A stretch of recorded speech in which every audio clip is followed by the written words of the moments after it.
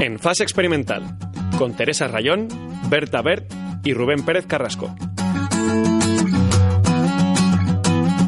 Hola, buenas tardes. Empezamos hoy el tercer programa de la tercera temporada de En Fase Experimental.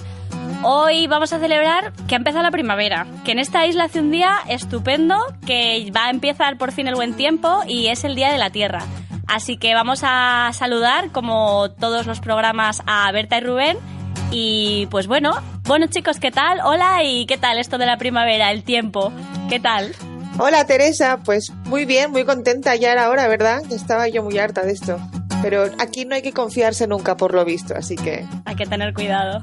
Yo estoy contentísimo, como dice Teresa, qué mejor celebrar el Día de la Tierra con flores ahora que aparecen por todas partes, todo se pone verde, hace calor entre comillas. Pues efectivamente, aquí estamos celebrando, bueno, el equinoccio de primavera decía yo, pero el Día de la Tierra. El pasado 22 de abril fue el Día de la Tierra, es el día que realmente intentamos acordarnos todos un poquito más, hacemos un esfuerzo mayor por acordarnos que nosotros y donde vivimos, el planeta Tierra, somos una cosa en cambio constante y que es muy importante mantener un equilibrio importante entre ello. Menuda tontería acabo de decir, pero no pasa nada, oyentes, porque a vosotros os entretiene igual.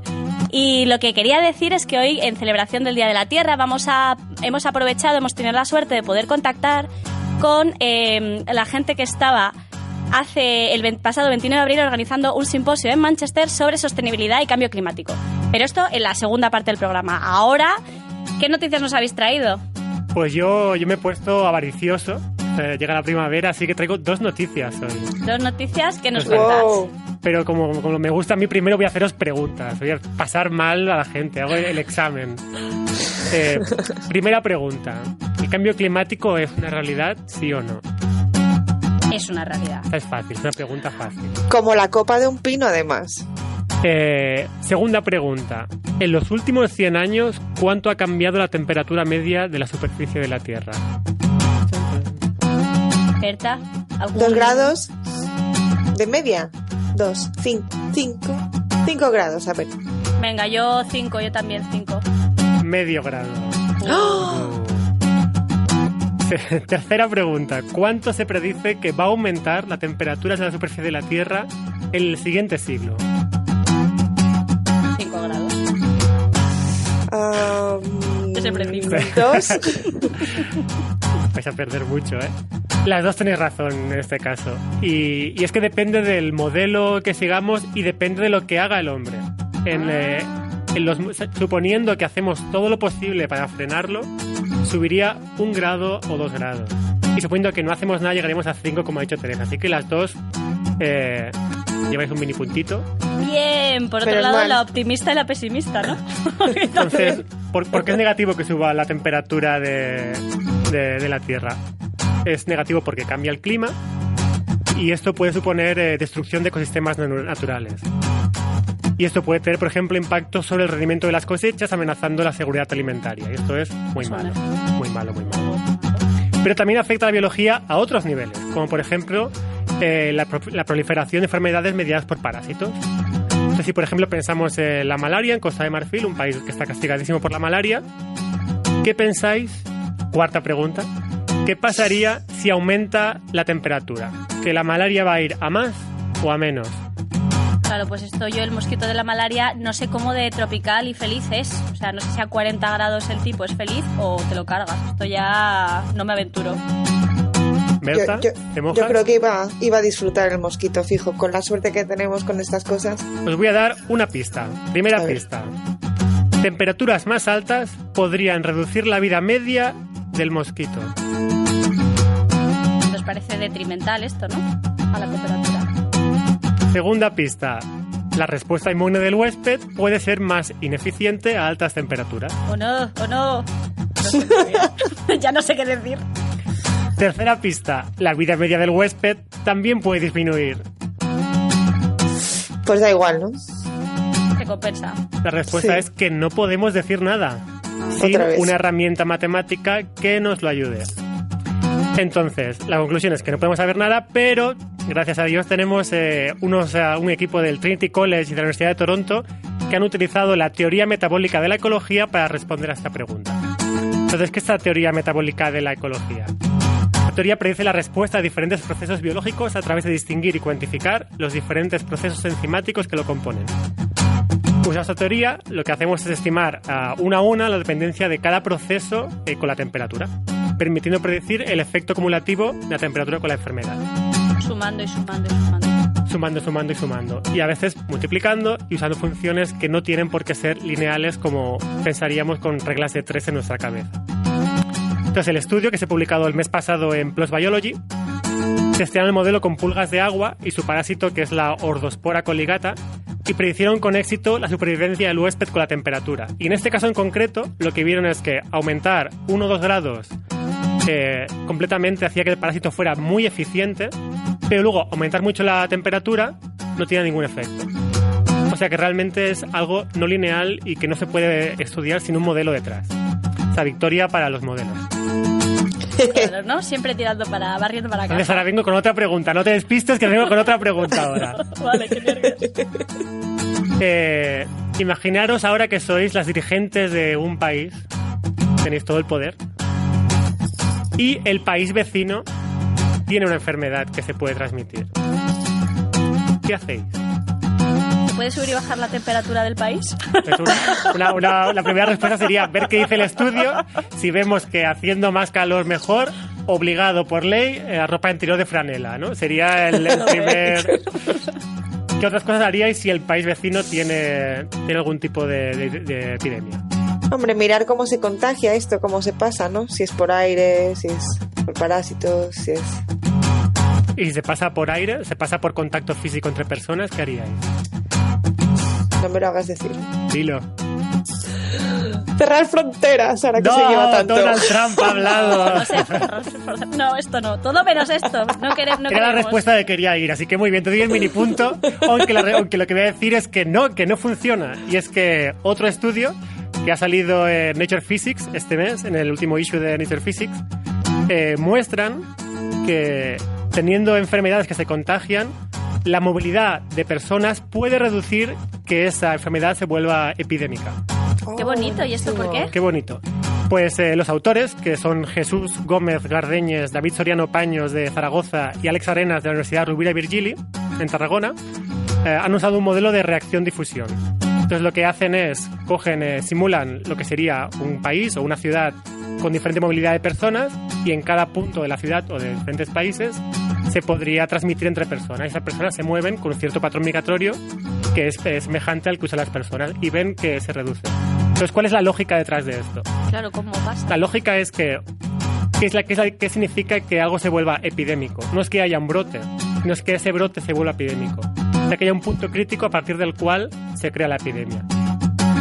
Entonces, ese punto crítico depende de que la distribución de gente sea muy homogénea o no sea muy homogénea. Si estamos en una ciudad y hay mucha gente y si empezamos con la misma gente, esa gente se acabará contagiando toda entre ella y acabará creciendo muy rápido. Pero en el momento en que hay movimiento de personas, es más fácil crear una heterogeneidad. Qué loco. Entonces el estudio también lo aplicaron a un caso concreto y es la ciudad de Cali en Colombia, donde tienen patrones de cómo de poblada está cada parte de la ciudad y de cuánto se mueve la gente entre partes de la ciudad. Y vieron que justo para ese caso se cumplen las condiciones que hacen falta en el modelo para que se reduzca debido a la movilidad si una enfermedad sería epidémica o no. Qué bueno. ¿Y lo miran a ver si hay alguna enfermedad en Cali? No. Lo que simplemente cogen datos de cantidad de población y de movimiento de gente en la ciudad. Chulo. Buenísimo. Entonces, claro, esto propone también ideas muy interesantes de cómo el diseño urbanístico puede ayudar a prevenir propagación de enfermedades a la hora de diseñar una ciudad, por ejemplo. Claro. Esto es muy interesante. Entonces, ¿por qué he elegido dos noticias? Una es Día de la Tierra, ecología, cambio climático, epidemia, pero la otra es la victoria del modelo matemático. Y es que muchas veces, pensando siempre cómo esto aumenta, esto disminuye, no nos da una respuesta cuantitativa que podamos utilizar. Y tener herramientas matemáticas que hagan estas predicciones, a veces no intuitivas, como en el caso del estudio de la movilidad, son muy importantes, sobre todo porque más te dicen qué parámetros medir que luego un experimental puede usar para llegar a una conclusión. Muy chulo, nos ha gustado. Pues nada, muchísimas gracias, Rubén, por la noticia. Y nada, ahora vamos a pasar a la segunda parte del programa, con la entrevista de, bueno, esta vez muy especial porque vamos a traer a 3 entrevistadas e investigadoras diferentes, a Itziar Peñafiel, a Laura Castañar y Ana Payo Payo. Así que ahora seguimos. En Fase Experimental, tu espacio de ciencia en iVoox y en la web de la Comunidad de Científicos Españoles en el Reino Unido. Ya estamos aquí en la segunda parte del programa de En Fase Experimental y hoy ya sabéis que es un programa muy especial, así que en lugar de una entrevistada, como ya os avisaba antes en la introducción del programa, vamos a tener a 3. Porque es muy importante hablar del Día de la Tierra y es muy importante que se discuta un poquito. Y además de eso, como también os decía, el pasado 21 de abril en el Instituto Cervantes de Manchester tuvo lugar un evento organizado por la CERU en el que se hablaba sobre cambio climático y sostenibilidad. Entonces, se organizó con motivo del Día de la Tierra, que como ya sabéis fue el pasado domingo 22 de abril, y se iban a cubrir en principio 2 aspectos. Uno de ellos era intentar realmente hablar de los últimos avances del conocimiento científico respecto al calentamiento global y al cambio climático. Y el otro punto que es muy importante era el debate de propuestas que establezcan los pasos que la ciudadanía individual, colectiva e institucionalmente puede llevar a cabo para reducir nuestra denominada huella ecológica. ¿Y por qué Manchester? Pues esto yo creo que ya se lo vamos a preguntar a las organizadoras de este evento, pero primero vamos a pasar a conocerlas. Por un lado, las organizadoras, Itziar Peñafiel y Laura Castañar Acedo. Hola, ¿qué tal? Buenas tardes. Hola, buenas tardes. Hola, buenas tardes. Que, chicas, 2 preguntitas. ¿Quiénes sois y por qué queríais organizar este evento? Hola, pues yo soy Itziar y queríamos, me dedico a la transformación de procesos que existen actualmente en las empresas farmacéuticas para convertirlos en unos procesos más respetuosos con el medio ambiente. Entonces, uno de mis motivos para organizar este seminario, tiene este perfil profesional, viene de este perfil profesional, aunque también tengo una parte personal, por supuesto, interesada en mitigar el cambio climático. Muy bien, y Laura, ¿qué pasa contigo? Bueno, yo a nivel científico no tengo mucha relación con el cambio climático, la verdad. Me dedico a hacer ciencia básica, hago desarrollo de nuevas metodologías de RMN, básicamente aplicadas para el análisis de mezclas y compuestos químicos, que últimamente trabajo con análisis de cervezas. Wow, eso parece eco, la cerveza puede ser eco. Parece, pero es solo para venderlo, ya sabes. Y no, pero el principal motivo de organizar del interés en este seminario es, como dije el propio sábado, es que no importa que seamos químicos, físicos, matemáticos, jardineros, pilotos, todos vivimos en este planeta y lo que al planeta le ocurre nos ocurre a todos, entonces todos debemos ser conscientes un poco de los problemas que tiene y cómo podemos vivir mejor en él. Así que yo creo que esa fue inicialmente la inspiración, ¿no? Y queríamos organizar algo que no fuera solo científico, queríamos también involucrar a asociaciones de aquí de Manchester, porque queremos involucrar a la CERU también con asociaciones inglesas. Y era un día más casi de activismo y de concienciación social y la verdad es que estamos muy contentas. Sí, la verdad es que sí. Con grandes speakers como Ana, todo salió muy bien. Y eso es lo que iba a añadir, que además de tener a estas organizadoras estupendas, han accedido también a entrevistarse con nosotros aquí en Fase Experimental uno de los ponentes, Ana Payo Payo. Hola Ana, buenas tardes, ¿qué tal? ¿Cómo estás? Hola, muy bien. ¿Y tú? ¿Por qué fuiste ponente? ¿Quién eres? ¿A qué te dedicas? ¿Quién es Ana Payo Payo? ¡Qué preguntón! Pues yo soy oceanógrafa, pero me dedico a hacer ecología de poblaciones. Y ahora me dedico a mirar cómo le afecta el cambio climático a la migración de los cormoranes. O sea que igual por ahí podía ser ponente. Pero además hace poco he vuelto de una expedición a la Antártida que se llama Humboldt Bound y que une a 80 mujeres científicas de todo el mundo para buscar soluciones y para crear proyectos en los que se colabore y se incluya a la mujer en el proceso de toma de decisiones y se dé un nuevo punto de vista a la búsqueda de soluciones. Muy bien, pues bueno, nada, quería mencionar el resto de ponentes también del evento que se realizó en Manchester. He apuntado que estaba la doctora, supongo, Rachel Freeman, Joe Blakey, Shirley McGregor y Mark Hudson. Y básicamente todos ellos cubrieron, entiendo, diferentes aspectos sobre el cambio climático y sostenibilidad. Y bueno, ya que os tengo aquí a vosotras que estuvisteis, lo vivisteis y lo hablasteis, ¿me podríais dar un poquito, pues eso, cuáles fueron los highlights, cuáles fueron realmente las reseñas más importantes del pasado evento, el del 21 de abril? Sí, pues la mañana fue un poco más científica al uso, por decir algo.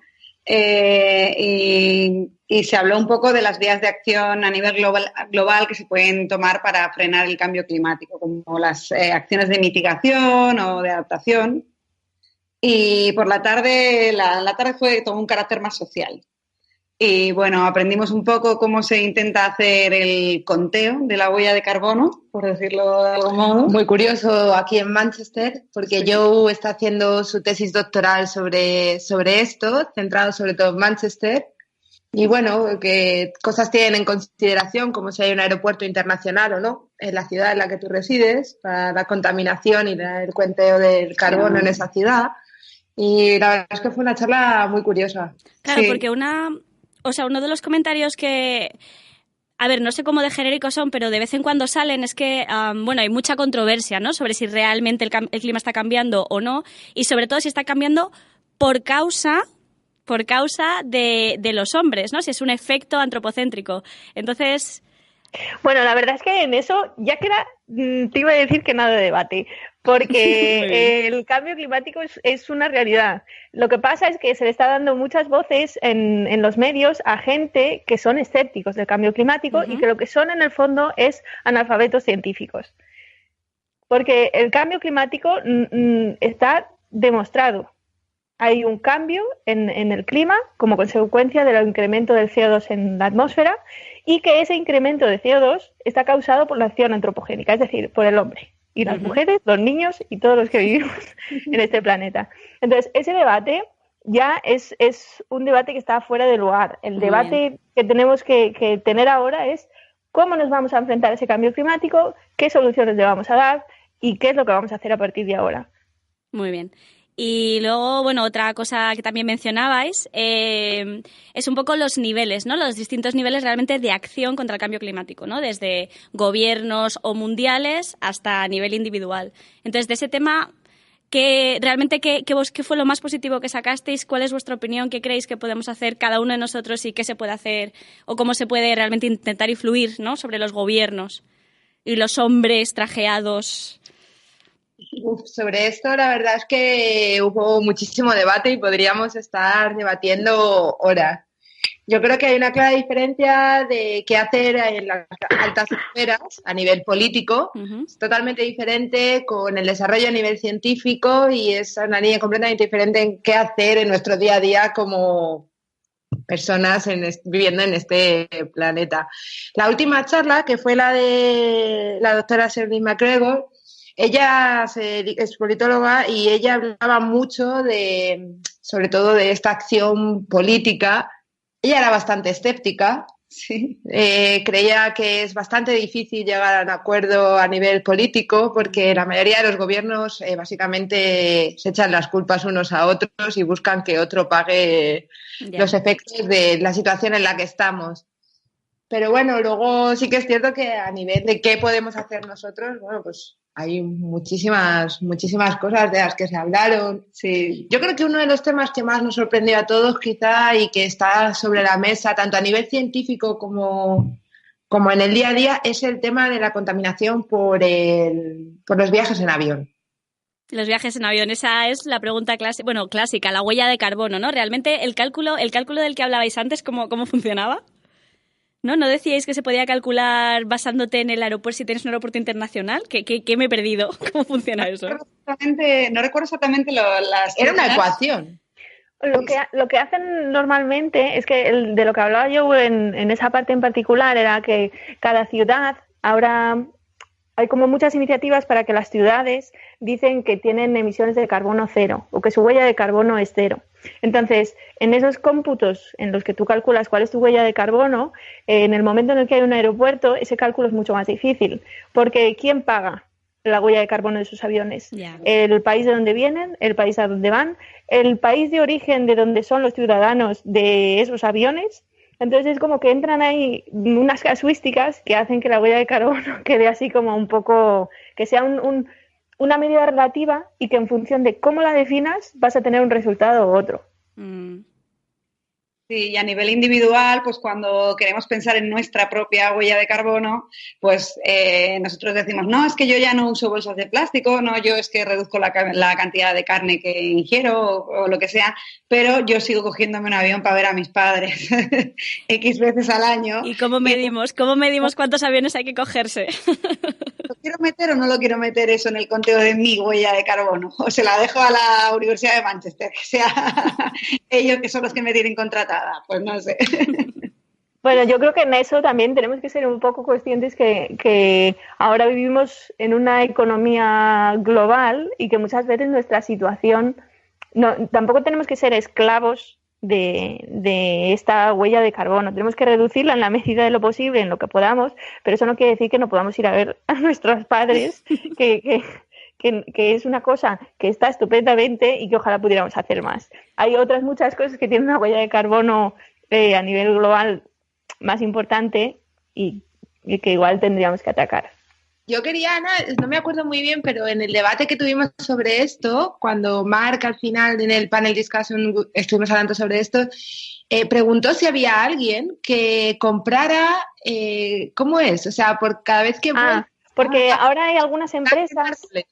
Sí, es para compensar las emisiones de carbono que tú tienes cuando vuelas, por ejemplo. Hay algunas compañías que cuando tú compras el avión ya te lo permiten y te dicen, ¿quieres compensar tu huella de carbono? Clica aquí. Entonces pues te cobran un poquito más y ese dinero va destinado a plantar árboles.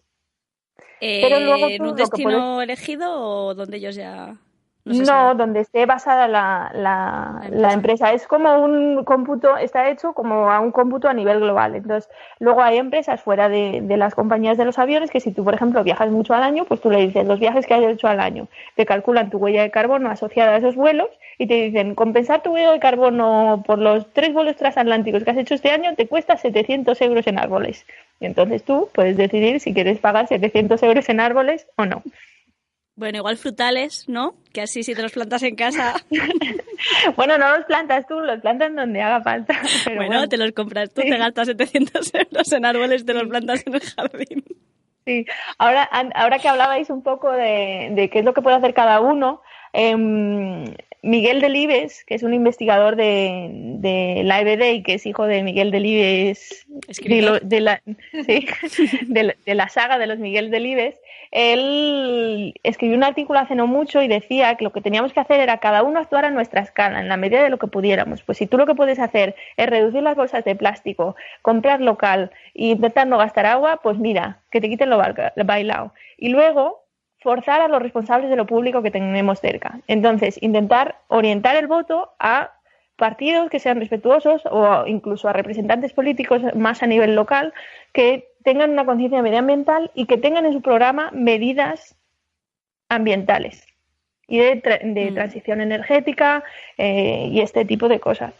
Aquí lo que se lleva mucho también en Inglaterra, bueno, en Reino Unido, que en España yo la verdad no había oído mucho, no sé si lo podríamos hacer, pero es las acciones de presión o de información a los Member of Parliament, o sea, como a sus representantes políticos. Aquí la gente realmente les escribe, se pone muy pesada. Y les escribe diciéndole, oye, aquello que me prometiste no lo estás haciendo, oye, mira, tenemos este problema, oye, hay que tener esto en cuenta. Y por lo que dicen, es efectivo. O sea, les hacen caso, les contestan, lo incluyen en programas. No sé si igual deberíamos intentar coger un poquito de esto. No sé si nos harían mucho caso, la verdad, pero oye, por escribir. Podemos empezar. Por lo menos es que ni siquiera, o sea, yo voy a hablar desde mi completa ignorancia sobre casi todos los temas del universo, que es que ni siquiera sé si en España existe un mecanismo por el cual esto se puede hacer. O sea, yo no sé si tú puedes ir a decirle al concejal de tu municipio algo. O sea, así os lo digo, Hombre, tú puedes ir por registro, puedes meter lo que quieras. Lo que pasa es que, claro, no la sé pregunta es si hay... llega, ¿no? Sí, llegará. Otra cosa es que te tengan que contestar. La diferencia es, sobre todo, que aquí en Inglaterra, bueno, yo lo he hecho con proyectos de derechos humanos, y aquí es que les mandas un email y te contesta directamente tu MP y, bueno, pues te hará más o menos caso. Pero sí que funciona. Y si ya lo mandas vía organizaciones, yo trabajo con Amnistía Internacional, y si es algo así grande, que somos cientos de personas escribiendo al mismo representante político, pues es que al final o te contesta o se desespera. Claro. Por otras cosas. Y que otra cosita que estaba repasando que, bueno, no sé si hablasteis, no hablasteis o qué pasó, es un poco, dos cosas. Uno, el intentar cambiar a utilizar fuentes de energía renovables más habitualmente, y la otra cosa, el aumento de eficiencia energética, ¿no? Entonces, este tipo de cosas a nivel individual se pueden hacer, merecen la pena, y dos,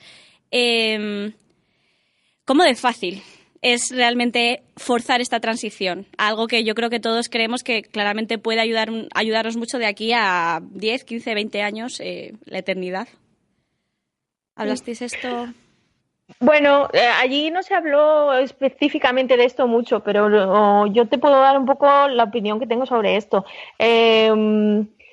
En cuanto a nivel individual, lo que cada uno puede hacer en su casa, hay bastantes medidas que se pueden hacer. En vez de tener una ventana simple, tener ventanas dobles, el aislar las cañerías. O sea, hay una serie de... Si tú entras en Internet y buscas cómo mejorar la eficiencia energética de mi casa, hay un montón de cosas que puedes hacer y que incluso reducen tu factura de la luz y del gas en muchísimo, en muy poco tiempo. ¿Sabes? El impacto que tienen es muy grande para lo poco que tienes que hacer. Lo que pasa es que requieren un desembolso inicial bastante grande. Entonces, esto lo pueden hacer las familias que tienen recursos, pero las familias que igual están en una zona de pobreza energética o que de verdad necesitan estas cosas, no es posible que no tengan la capacidad de hacerlo. Luego, a nivel político, ¿es fácil o es difícil? Depende de la voluntad que tengas. En Costa Rica han estado 300 días el año pasado con energía 100% renovable. El 70% de esa energía procedía de la hidroeléctrica, pero estuvieron 300 días del año solo con energía renovable. En África no han usado casi nunca los fossil fuels porque pasaron de no tener electricidad a tener solo placas solares. Claro, entonces, es un cambio de percepción, sí, ¿no? Y bueno, yo creo que no sé si tenéis algo más que estéis muriendo por contaros, porque la otra cosa que, bueno, no sé si quería, bueno, es un poco volviendo a el plástico, ¿no? Que es una cosa que parece bastante fácil de entender, ¿no? Que debemos reducirlo porque claramente tiene un impacto fundamental y muy grande, ¿no? Y claramente es una contribución evidentemente humana. Resulta que justo la semana pasada, no sé si lo visteis, en Reino Unido salió la noticia que están intentando promover un plan de reciclaje de botellas, tan fácil como eso, que lleva existiendo en un montón de países, yo creo que escandinavos, creo que es el modelo que están intentando aplicar, en el que básicamente tú, si compras una botella, esto tiene un impuesto, entonces pagas un poco más por esa botella, pero luego si tú la devuelves en máquinas que tienes que comprar y que estarán puestas en 200 sitios tipo supermercados, si tú las devuelves, te devuelven el dinero. Entonces, este tipo de medidas, o este tipo por lo menos de noticias son muy positivas. Parece que están pasando, por lo menos en Reino Unido. ¿Qué opináis? ¿Creéis que realmente las cosas están avanzando? ¿Creéis que realmente cada vez la gente está más concienciada y tenéis una sensación positiva al respecto? ¿O cómo lo veis?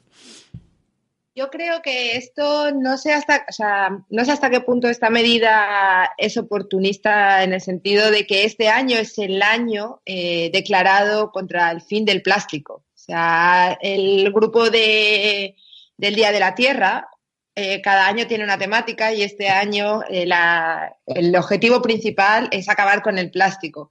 Casualmente, esta medida va orientada en este sentido. En Inglaterra hay muchísimo consumo de plástico. Muchísimo. y muy poco reciclaje, por lo que no me extraña que se tomen en serio esta medida. También es cierto que yo creo que la conciencia social está aumentando. Y poco a poco, por ejemplo, en la universidad, aquí hay muchas campañas de utilización de tu propia taza del café o del té para no comprar siempre en las máquinas y usar el plástico de los vasos. O tus propios cubiertos. Tus propios cubiertos para no usarlos de plástico, botellas de cristal para no utilizar el plástico. Esta campaña en la universidad aquí es fuerte, sí, es fuerte. Y es muy fuerte también ahora la campaña de intentar quitar el plástico en los productos del supermercado. O sea, la idea de que la fruta te tenga que venir envuelta en una bolsa de plástico sin sentido, pues esto sí que hay una campaña muy fuerte ahora, por lo menos en Manchester es muy evidente, yo creo que seguramente en toda Inglaterra. Pero esto también yo creo que es a nivel mundial, o sea, estamos siendo conscientes de que generamos una cantidad de plástico innecesaria que vamos a la compra y llenamos una bolsa de basura solo de desenvolver las cosas que hemos comprado para comer, lo cual carece de sentido. Y hay un dato que hay mucha gente que no sabe y es que cuando se habla del reciclaje de las botellas y que una botella está hecha de material reciclado, solo un 10% del plástico de esa nueva botella es reciclado. El otro 90% es plástico nuevo. Entonces, el reciclaje tiene su valor y hay que seguir haciéndolo, pero los principales objetivos se lograrán si reducimos el consumo de plástico inicialmente. Porque si no, lo otro será solo un parche. Uh-huh. Bueno, aquí, por ejemplo, como ejemplo de lo absurdo, alguien veía que comentaba, ponía una foto de una manzana ya cortada y pelada en una bolsa de plástico y te ponía, para conservar la manzana, y la reflexión era, pero si la manzana tiene piel para conservarse, o sea, lo que estamos haciendo es quitarle la piel, cortarla y ponerla en una bolsa de plástico cuando eso la manzana de manera natural lo hace con su propia piel. Nos estamos volviendo locos. Sí. O sea, curioso, ¿no? Pero es una tontería, pero es un reflejo de hacia dónde está yendo la sociedad y límites que no tienen sentido. Y que, bueno, para terminar esta parte que hablábamos un poquito de, bueno, pues eso, del seminario que hicisteis en Manchester, ¿por qué Manchester? Además de porque claramente estáis ahí. Bueno, Manchester en sí es una ciudad que necesita de la aplicación de políticas contra el cambio climático, porque, bueno, Manchester es la primera ciudad industrial del mundo y digamos que conserva ese áurea gris. Y nunca solo por las nubes. Nunca ha llegado a desprenderse de ella, la verdad. Y bueno, pues por eso mismo. Y primero, porque vivimos aquí, obviamente. Segundo, porque es una ciudad industrial y como tal, bueno, yo por ejemplo que soy de Bilbao, que al final tengo que decirlo siempre en algún momento, porque así somos los de Bilbao, pues hemos pegado ese cambio. Bilbao ha pasado de ser gris a ser menos gris y bastante azul y bastante, bueno, diferente.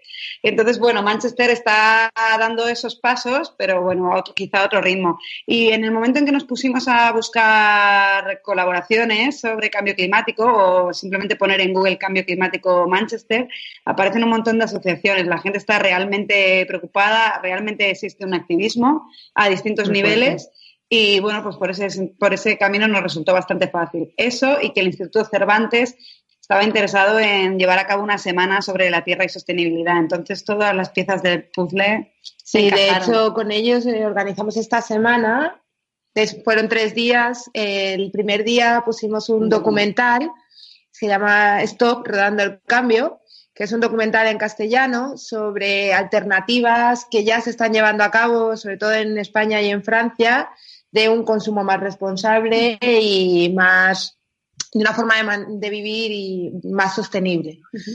El viernes ellos organizaron una charla con un científico español y el sábado fue nuestro gran seminario con Ana como nuestra estrella española.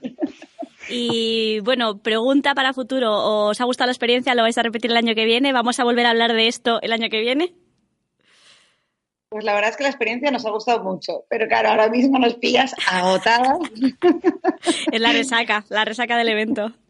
Igual cuando se nos pase la resaquilla, volvemos a hablar.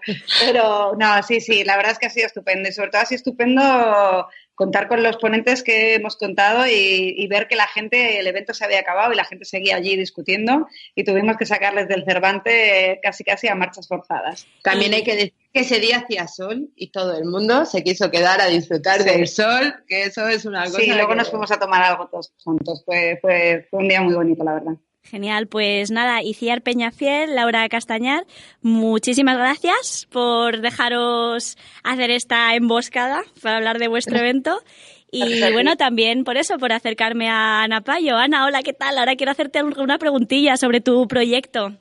Ahora que estás de vuelta, pues creo que necesitaste hacer un crowdfunding, puede ser para conseguir financiarte.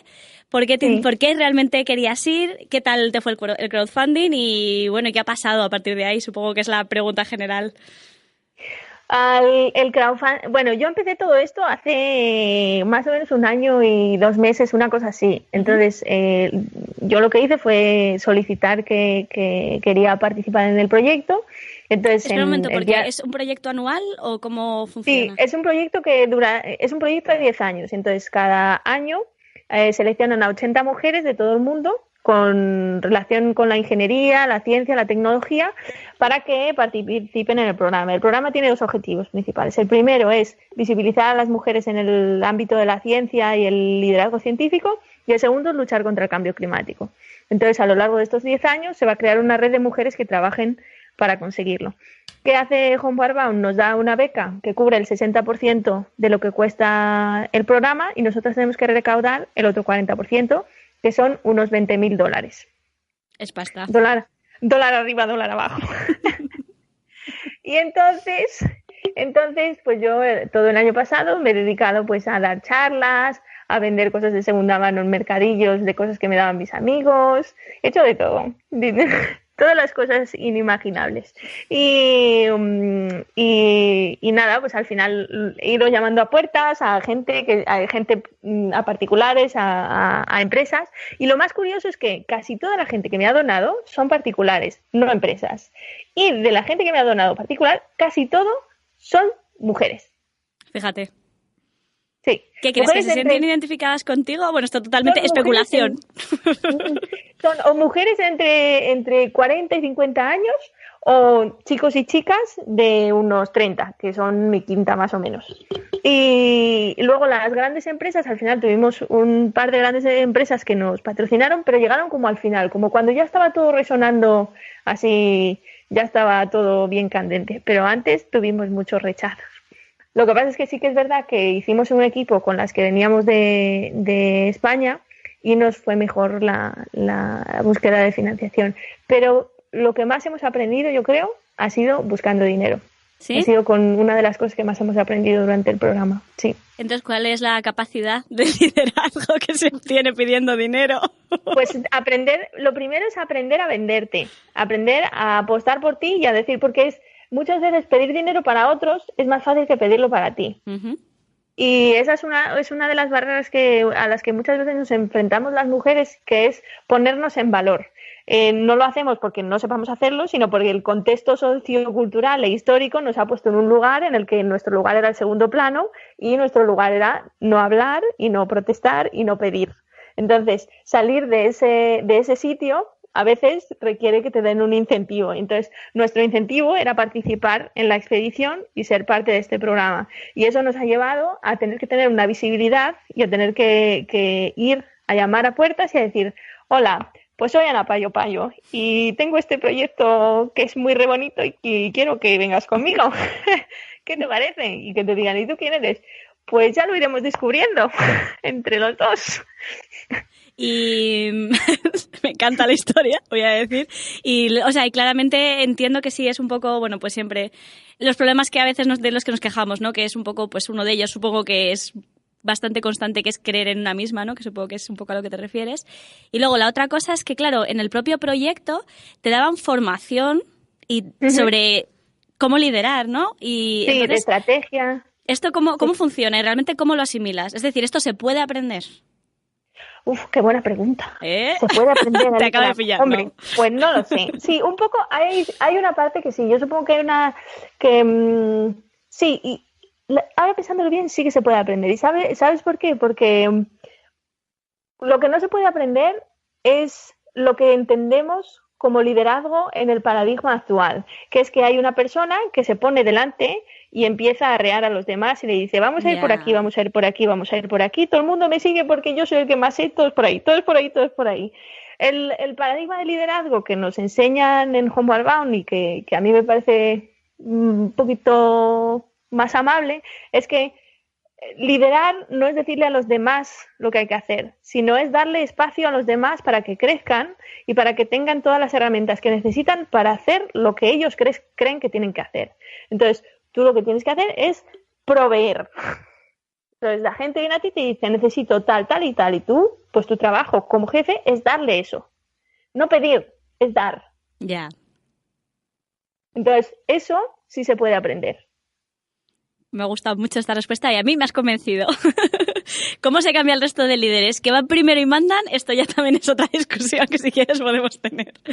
Bueno, un poco lo que pretende el programa es esto, es intentar impulsar a mujeres para que alcancen esas posiciones de liderazgo y empezamos a sacar brazos para arriba y empezamos a sacar a gente hacia arriba y cambiar el modelo. Totalmente de acuerdo. Y luego la otra parte del proyecto que todavía no hemos hablado mucho es que bueno, estaba relacionado con el medio ambiente y os llevan a la Antártida. Así que esto es lo que realmente más te llamaba la atención. Estabas igual entre la parte de visibilidad de mujeres y la expedición a la Antártida. ¿Cuánto tiempo era? Bueno, desarrolla lo que te apetezca del tema. Vale, dos cosas. Y una de las cosas que más se ha criticado del programa es por qué necesitábamos ir a la Antártida. Y cómo, siendo un programa que pretende tener un impacto en reducir los efectos del cambio climático, cómo podemos vender eso si lo que estamos haciendo es ir a la Antártida, que tiene una huella de carbono brutal. Uh-huh. Hay varios motivos para haber ido a la Antártida. El primero es que es un hito de la exploración, es un hito llevar a 80 mujeres científicas en una expedición solo de científicas, porque antes quienes iban a la Antártida eran solo hombres, ahora ya no, ahora ya hay muchas expediciones mixtas, pero eso es un hito. Te pone en un lugar donde no has estado nunca, fuera de tu zona de confort. Y la última, y que para mí es la más discutible, pero la más importante también, es que si no hubiéramos ido a la Antártida, nadie nos hubiera hecho caso. Si hubiéramos hecho la misma reunión en Albacete, pues nos hubiera hecho caso el Heraldo de Albacete. Pero nadie más. ¿Vale? Y bueno, en esa línea de acción pero hemos propuesto que la expedición, ahora que ya se nos conoce, sea a otros sitios en los próximos años para no seguir teniendo ese impacto. La segunda parte de la pregunta se me ha olvidado. A mí también se me ha olvidado. Creo que era algo de que íbamos a hacer del cambio climático o así. Sí, eso es, que si realmente tocabas aspectos específicos del cambio climático, cómo funcionaba el proyecto. Bueno, en función de... Supongo que esto depende de la formación que cada uno tenga, porque claro, había gente que eran científicas, pero que eran ingenieras y que se dedicaban a una cosa totalmente desvinculada del cambio climático, entonces no tenían ni idea. Entonces, la formación que nos daban de cambio climático era un poco para nivelarnos a todas y que todas tuviéramos un poco las nociones básicas de cambio climático. Ahora yo estoy colaborando con una investigadora venezolana y vamos a mirar los efectos del cambio climático en los corales. Luego hay otro par de iniciativas para desarrollar campañas a nivel global de redes sociales para disminuir el uso de plásticos y para fomentar la transición energética. Y luego pues van saliendo diferentes proyectos y luego cada una de nosotras se involucra en lo que más afín le pasa. Uh-huh. Y nada, la otra pregunta supongo que es de ahora que has vuelto y no sé cuándo llegaste exactamente, pero ya llevas un tiempo otra vez de vuelta a la realidad, supongo. Sí. ¿Realmente ha sido tal y como preveías una experiencia que te ha cambiado la vida? Suena como Operación Triunfo. ¡Chan, cuando chan! vuelves de allí y todo el mundo te dice ¿qué tal? Y tú dices, ay, pues lo mejor la gente. Y parece lo mejor la gente, y parece que eres así como uno de los de Operación Triunfo cuando vuelve. Pero Gran hermano, sí. Sí. Y es que es un poco Gran Hermano al final. La experiencia yo creo que fue distinta de lo que yo me esperaba. Tampoco había tenido ninguna expectativa de cómo iba a ser. Pensaba que la Antártida iba a ser increíble y la Antártida ha sido lo que más me ha sorprendido. Lo pequeño que te sientes cuando estás allí, lo inconmensurable de esos tochos de hielo delante de ti, moviéndose y flotando, que es como si estuvieras viendo el Banco de España de Madrid flotando y pasando por delante de ti. Y es increíble y es indescriptible. Y luego, el aprendizaje de allí, lo que más me ha sorprendido es cómo fueron capaces... Mira, tengo una pregunta mejor. ¿Cómo os imagináis vosotros que fue meter a 80 personas en un barco que no se conocen de nada durante 21 días? Yo diría que tenso. Claro, yo también me lo imaginaría así, ¿sabes? En principio yo iba con un pie delante de otro, así como con bueno, a ver qué pasa. Pero lo que más me sorprendió que consiguieron fue que todo el mundo allí sintiera que pertenecía al grupo y que podía hablar con cualquier persona que estuviera allí de cualquier cosa que le pasara. No significa que todos fuéramos amigas y que vayamos a ser amigas para siempre, sino que había un espacio en el que si tenías un día de mierda, te sentaras donde te sentaras, podías decirle al de al lado, tengo un día de mierda. Y el de al lado te diría, cuéntame, ¿qué te pasa? Entonces, esa sensación de crear una comunidad que está ahí para sostenerte en un sitio donde no tienes nada más, es lo que me traigo de allí. Genial. Pues nada, con esto creo que vamos a terminar la entrevista por hoy. Muchísimas gracias una vez más a las 3 por participar en Fase Experimental, que espero que, si no nos oíais antes, ahora empecéis a ir el programa. O por lo menos que luego siempre a los padres les hace mucha ilusión oír a los hijos. Y nada, que vaya muy bien todo, que podamos hablar más adelante de otros trabajos que tengáis. Muchísimas gracias, chicas. Muchas gracias.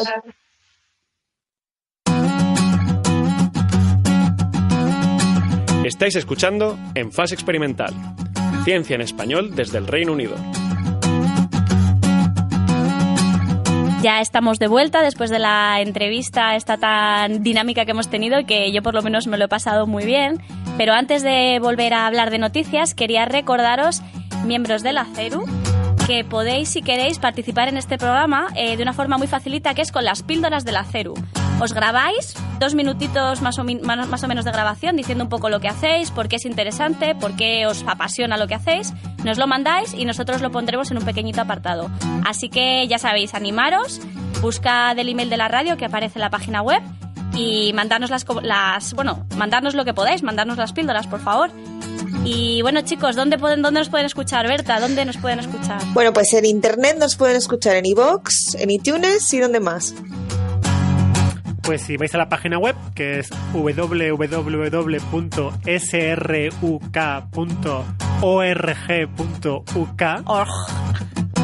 www.sruk.org.uk, ahí tenéis todos los programas, los de ahora, los de siempre, y los podéis repetir y verlos todas veces que queráis sin parar. En bucle. Que oye, chicos, esto de la Antártida, ¿qué tal? ¿Os iríais a la Antártida vosotros o qué? Buah, por un lado mucho, ¿verdad? Por un lado mucho, y luego por otro lado dices, en la Antártica, yo con lo empatosa que soy me caigo y bueno, yo me muero ahí, ya está, ¿sabes? No lo sé. ¿Y qué harías con tu perra, Berta? Cierto, hombre, no, yo creo que ya vendría, ¿no? Sí, hombre, pasaría mucho frío. Con 70 mujeres ahí, si es en el proyecto Homeworld Band, cabe, yo creo que cabe, ¿no? Perfecto. Es perra, entonces es perra, entonces vale. Que, Berta, ¿y nos traes tú hoy alguna noticia? Pues sí, mira, pues seguimos con el tema del cambio climático y pues con razón, ¿no? Porque como nos contaban Apuello en la entrevista, el clima está cambiando. Y de hecho está cambiando a peor. O sea, hay que ser realistas y la realidad es que esto es bastante serio. Está cambiando a peor porque está cambiando a más caliente, a más seco y a más árido. Y lo más preocupante es que esta vez nosotros somos los grandes responsables. Pero la verdad es que el clima en la Tierra nunca ha sido estable. Es más, lleva miles de millones de años cambiando y a veces ha cambiado muy sutilmente, pero otras veces ha cambiado de manera muy abrupta. Entonces, si el clima siempre ha cambiado, ¿qué tiene de especial el cambio actual? Y Rubén ya nos hablaba de esto antes. Pues lo que tiene de especial es que es especialmente preocupante esta vez porque la velocidad a la que está cambiando la atmósfera es mucho más rápidamente que en el pasado. Y esto es en gran parte a causa de los gases invernadero que emitimos continuamente. Y uno de estos gases es el CO2, del que se hablaba tanto en la entrevista. Y la velocidad sin precedentes de este calentamiento hace que sea muy difícil de controlar o modificar, y se teme que las diferentes formas de vida del planeta, y nosotros incluidos, no tengan tiempo de adaptarse a las nuevas condiciones. Y el problema del cambio climático se está abordando desde muchísimos ángulos. Ya hemos hablado de los modelos matemáticos que se utilizan para tener una intuición un poco más realista y menos lineal de lo que es la realidad tan compleja de este problema. Y es un esfuerzo realmente interdisciplinario. Hay meteorólogos, geógrafos, físicos, sociólogos, activistas. Los activistas son muy importantes desde el punto de vista sociológico en este caso. Y yo os voy a hablar de una de las estrategias más innovadoras que se utilizan para intentar entender el grado de vulnerabilidad de diferentes especies y ecosistemas al cambio climático actual. Y esto es estudiando climas pasados, que se conocen como paleoclimas, y cambios climáticos pasados. Esto es que, aunque no hubiera gente para registrar los paleoclimas, la Tierra mantiene registros que los científicos pueden explorar para sus estudios. Esta información se esconde en sedimentos y fósiles depositados hace miles de años. Las delgadas capas de barro y arena que se forman en el fondo de los lagos registran cambios estacionales de tiempos atrás. Hay burbujas de aire antiguo atrapadas dentro del hielo de los glaciares, y gracias a ellas nos podemos hacer una idea de las diferentes composiciones y características que ha tenido la atmósfera. También los anillos concéntricos que se forman en los troncos de los árboles nos cuentan cosas importantes sobre los cambios en el clima que estos han experimentado a lo largo de sus vidas. Y entonces un equipo internacional de investigadores liderados por el Dr. William Fletcher de la Universidad de Manchester, que por cierto debe ser potente la Universidad de Manchester en cambio climático. Lo parece, ¿eh? Parece, ¿no? Acaba de publicar uno de los registros más detallados que existen sobre cómo ha cambiado la vegetación en el noroeste de África en el pasado. Y lo han hecho basándose en granos de polen y carbón recuperados del fondo de un lago en la cordillera del Atlas en Marruecos. El contenido del polen hallado en los sedimentos de este lago nos cuenta cómo la composición de este bosque ha fluctuado en respuesta a los cambios climáticos de los últimos 12.000 años. Resulta que ha habido un equilibrio cambiante entre los robles perennes, por ejemplo, que disfrutan en climas más cálidos cuando la vegetación en general sufre un mayor estrés por sequía, y el cedro del Atlas, que se expandió durante los intervalos más fríos.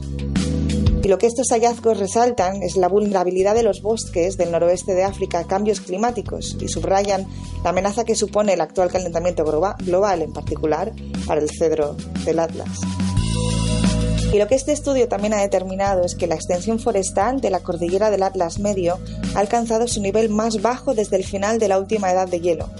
Esto es una combinación de un clima más seco en general, pero también un mayor número de incendios forestales como consecuencia, y también la agricultura ha contribuido a una disminución gradual del bosque durante los últimos 4.000 años. Además de, por supuesto, la presión humana sobre los recursos forestales, que parece haber aumentado significativamente durante los últimos 1.300 años. En un comunicado, el Dr. Fletcher lo que hace es resaltar la importancia de este tipo de estudios para dar a conocer cómo diferentes entornos ecológicos han respondido a cambios climáticos y actividades humanas en el pasado, ya que nos ayudan a entender la fragilidad de los entornos naturales en un mundo cambiante. El objetivo, dice, es a largo plazo poder informar medidas de conservación para especies claves, como por ejemplo el cedro del Atlas, y así mitigar los efectos más dañinos del calentamiento global. Y esto es algo que seguramente se puede combinar muy bien con modelos matemáticos también, para poder tener en cuenta cómo han respondido los entornos naturales en el pasado y así usar eso para predecir en el futuro cómo nos va a ir. Así que sí, mirando paleoclimas, me parece maravilloso que del polen que se encuentra al fondo de un lago se pueda inferir el clima hace 12.000 años. Claro, y una cosa que estaba pensando cuando contabas la noticia es que, claro, todos esos cambios climáticos, como decías, han sido independientes de la mano del hombre. Entonces también, efectivamente, por un lado, poder modelar cuánto del cambio climático es natural y realmente cuánto nosotros estamos haciendo para que eso se acelere, realmente yo creo que es una forma muy interesante de mirarlo, ¿no? Porque también no es solo remediación, es también ver en qué medida y a qué nivel exactamente de la evolución natural, entiendo, de la Tierra, ¿no? Y luego el caso opuesto es otro artículo que me parece que había noticias aquí, noticias de Robert, quitaos todo, que vengo yo. Otro artículo que ha aparecido el mes pasado, me parece, que correlaciona la desaparición de mamíferos grandes en la Tierra con patrones migratorios del hombre. O sea, que se creía que muchos mamíferos grandes... ¿Por dónde pasas? Sí, que se pensaba que era por cambios climáticos pasados que habían desaparecido animales grandes, pero no. Se puede correlacionar que los animales grandes en Europa desaparecieron cuando los neandertales llegaron a Europa. Volvemos al neandertal. Te vamos a llamar neandertalilla, el neandertalilla. Que de nuevo, que es una forma muy gráfica, realmente es un muy buen ejemplo de la influencia del hombre, ¿no? Sobre realmente el medio ambiente y sobre... simplemente sobre el estado de conservación, ¿no? Que como realmente no tenían ni idea, ni siquiera se les ocurrió que, pues eso, que su influencia es tal que iba a conseguir o llevar a la extinción, entiendo, a mamíferos grandes y tan bonitos como, por favor, el perezoso gigante. El perezoso gigante que está en el Natural History Museum. Por favor, irlo a ver. ¡Qué maravilla! En el estudio, de hecho, decían que serán 100 o 200 años el mamífero más grande que quedará en la Tierra será la vaca. Atención. Impresionante. Tremendo. Habrá que tener un poco de cuidado y de conciencia. De hecho, la jirafa entró en peligro de extinción la semana pasada, me dijo Teresa. No vamos a hablar de noticias más tristes. No llores, Teresa. No vamos a hablar de la noticia probablemente más triste en la historia de la Tierra, porque efectivamente, chicos, hay que asumirlo, la jirafa es mi animal favorito y estamos un poco tristes porque ha entrado en peligro de extinción. Esperemos que se pueda recuperar. No vamos a terminar así el programa. Vamos a recordar que por lo menos ahora todos tenemos... muchos de nosotros sabemos y creemos que esto es algo que se puede remediar, que simplemente lo que hay que hacer es tomar medidas al respecto, hablar de ello y desde al nivel muy individual de lo que podemos hacer cada uno de nosotros y hasta niveles colectivos, a remediarlo todo lo que podamos. Sí, desde luego, a ser proactivos. Positivo, sí. Vamos a intentar cerrar aquí el programa, porque si no nos vamos a poner un poco nostálgicos. Hemos empezado con el Día de la Tierra, qué bonito, y hemos acabado con el apocalipsis, pero... No, arriba. Y los modelos matemáticos hoy me ha quedado muy claro que molan. Esta es una de las grandes conclusiones de hoy. Es que en esto se usan mucho, es verdad que en esto se usan mucho. Es que, claro, es ideal. Hay que maridar, es el maridaje. Día de la Tierra y Día de Modelos. Nos encanta. Y bueno, pues nada, con esto acabamos el programa de hoy. Muchas gracias, chicos, por estar otro día más aquí con nosotros. Muchas gracias a Carlos, que desde que he empezado a hablar jamás nunca he hablado de nuestro súper técnico maravilloso, que es el que se curra esto como si no hubiera un mañana como nadie. Muchísimas gracias. Y pues nada, nos vemos en el próximo programa. Que la ciencia os acompañe. En Fase Experimental, cada 15 días en tu plataforma de podcast favorita.